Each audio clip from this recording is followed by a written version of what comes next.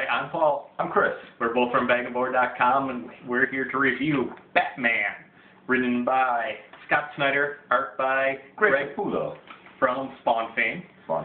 And this is a Batman book. This is a Batman book, and every Batman book's a Batman book. As John would say. But you know what? What? Not all Batman books are created equal. And some Batman books are just plain better. Indeed. And I think that's what you get with Batman #1 from Scott Snyder here.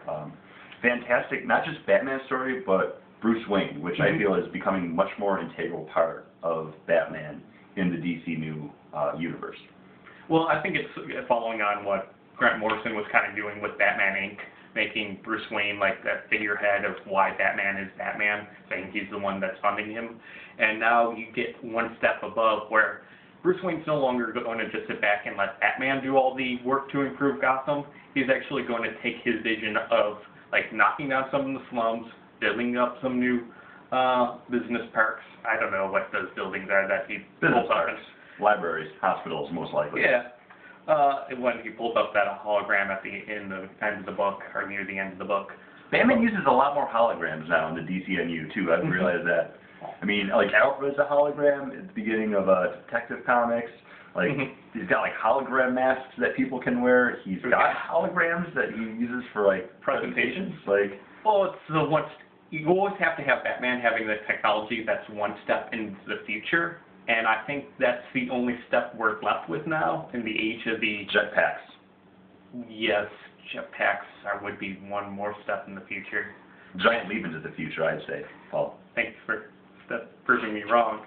But no, but you know what I mean. Like, yeah, it's like that one step above, making it like you got to make Batman future-proof, kind of always being on the cutting edge. I would say flying car, but they had one of those already. So yeah.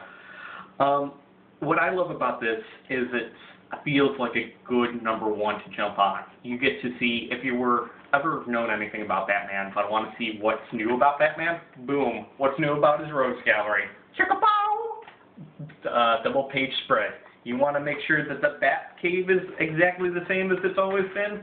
Don't worry, we'll pull up the page soon and show you. We're finding it. We are definitely finding it. Oh, double page spread. And it's just really cool and fun. And you want to know if all the Bat family is there? Oh, Chris, what you got? I'm on top of it. We got that covered. You got them all there, all with black hair, all at different varies of heights. Yeah, Paul and I talked about this a lot when this issue came out, and it's actually like, who is who in this? Because everyone's like different heights between just like the 4 different panels leading up to that moment where you've got everyone getting ready for this party.